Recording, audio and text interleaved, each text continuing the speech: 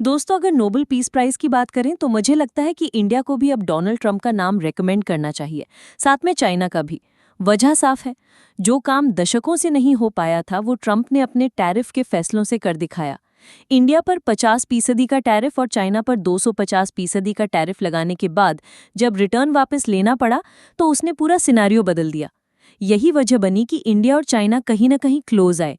SCO summit में आपने देखा होगा कि पीएम मोदी, पुतिन और शी जिनपिंग एक साथ नजर आए। ये तस्वीर बहुत कुछ कहती है। इससे साफ संकेत मिलता है कि आरआईसी यानी रूस, इंडिया और चाइना का नया ग्रुप खड़ा हो सकता है। और यहाँ इंडिया ने वेस्ट को भी साफ मैसेज दिया है कि ये वेस्ट तय नहीं करेगा कि इंडिया किनसे रिश्ते रखेगा और किनसे तोड़ेगा। ये इंडिया खुद डिसाइड करेगा। मोदी जी और पुतिन की मीटिंग भी काफी अहम रही। दोनों एक ही कार में जाते दिखे, जो एक सिंबॉलिक मैसेज था कि इंडिया रूस रिलेशंस कितने स्ट्रांग हैं। मोदी जी ने भी कहा कि हमारी पार्टनरशिप हमेशा शोल्डर टू शोल्डर रही है और आने वाले वक्त में और भी मजबूत होगी।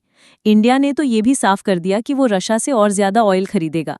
वेस्ट के प्रेशर के बावजूद भी इंडिया पीछे नहीं हट रहा, बल्कि 15 से 20% तक क्रूड ऑयल की परचेज बढ़ाने की तैयारी कर रहा है। ये तस्वीरें यूएस के लिए भी एक क्लियर सिग्नल है कि इंडिया रूस के टाइज किसी तीसरे देश के कहने पर टूटने वाले नहीं।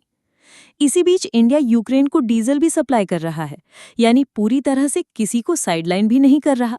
लेकिन पाकिस्तान के पीएम शहबाज शरीफ थोड़े साइडलाइन नजर आए इस पूरे समिट में, खासकर जब वो शी जिनपिंग से हाथ मिलाने की कोशिश कर रहे थे और माहौल थोड़ा एम्बैरेसिंग हो गया।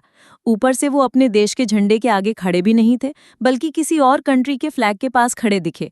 इससे उनकी पोजीशन और भी कमजोर लगी। टेररिज्म पर भी इस बार बात हुई और खास बात ये रही कि चाइना ने पहली बार खुले तौर पर टेररिज्म की निंदा की और पहलगाम अटैक का जिक्र भी किया।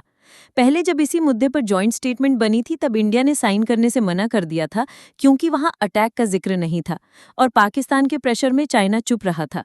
लेकिन अब टोन बदली है।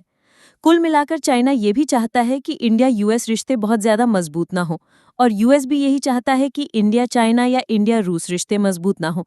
यानी सब अपनी अपनी चाल चल रहे हैं और इंडिया को बैलेंस बना के चलना होगा। मोदी और पुतिन की दूसरी मीटिंग भी इंटरेस्टिंग रही। दोनों एक कार में गए और वहां पुतिन ने दिसंबर में इंडिया विजिट करने की कंफर्मेशन भी दे दी। मोदी जी ने कहा कि 1 बिलियन से ज्यादा भारतीय उनका स्वागत करने के लिए तैयार हैं। ये सब देखकर डोनाल्ड ट्रंप को बिल्कुल अच्छा नहीं लगा होगा। पहले ही अमेरिकी ऑफिशियल्स ने उन्हें वार्न किया था कि अगर इंडिया पर टैरिफ लगाएंगे तो इंडिया रूस और इंडिया चाइना रिश्ते और मजबूत हो जाएंगे। वही हुआ। अब ट्रंप यूरोपियन कंट्रीज पर प्रेशर बना रहे हैं कि वो इंडिया से ऑयल न खरीदे, क्योंकि इंडिया रशिया से आयात करके रिफाइन करके यूरोप को सप्लाई कर रहा है। समिट में एक और दिलचस्प चीज रही, एक ह्यूमनॉइड रोबोट जिया का इस्तेमाल। ये रोबोट गैस से बातचीत कर रहा था, उनके इमोशन समझकर उसी हिसाब से रिस्पॉन्स दे रहा था। अगर सामने वाला गुस्से में है तो टोन बदल देगा, अगर इमोशनल है तो उसके हिसाब से बात करेगा। इधर टेक्नोलॉजी की दुनिया से भी बड़ी खबर आई है। ओपन एआई के सीईओ सैम ऑल्टमैन ने मर्ज लैब्स नाम का एक नया स्टार्टअप लॉन्च किया है। इसका मकसद है न्यूरालिंक को चैलेंज करना। न्यूरालिंक की वैल्यूएशन 9 बिलियन तक पहुंच चुकी है, लेकिन मर्ज लैब्स को अभी 850 मिलियन पर वैल्यू किया गया है, जिसमें ओपन एआई वेंचर्स खुद 250 मिलियन इन्वेस्ट करने वाला है। ये प्रोजेक्ट एआई इन्हांस्ड और न्यूरल इंटीग्रेशन पर काम करेगा, जो सिर्फ मेडिकल ही नहीं बल्कि ब्रॉडर ह्यूमन एआई इंटीग्रेशन भी कर सकता है। दूसरी ओर आईफोन 17 सीरीज को लेकर लीक्स आ चुके हैं। खबर है कि यूरोप के कुछ मॉडल्स में सिम ट्रे ही नहीं होगी और पूरी तरह से ई सिम बेस्ड होंगे। आईफोन 17 एयर भी काफी चर्चाओं में है, जिसकी थिकनेस सिर्फ 5.5 mm बताई जा रही है। फ्लिपकार्ट पर भी अभी कई स्मार्टफोन्स पर ऑफर्स चल रहे हैं। Galaxy S25 ultra all time लो प्राइस पर मिल रहा है और पिक्सल 9 प्रो फोल्ड पर भी 35,000 रुपए तक का डिस्काउंट है। लेकिन बिग बिलियन डे और ग्रेट इंडियन फेस्टिवल आने वाले हैं, तो थोड़ा इंतजार करना फायदे का सौदा होगा। गुरुग्राम से एक वीडियो भी वायरल हुई है, जिसमें पुलिस ने जापानी टूरिस्ट को बिना हेलमेट पीछे बैठने पर रोका और 1,000 रुपए ले लिए, लेकिन चालान की रसीद नहीं दी। यानी असल में वो जुर्माना नहीं बल्कि रिश्वत थी।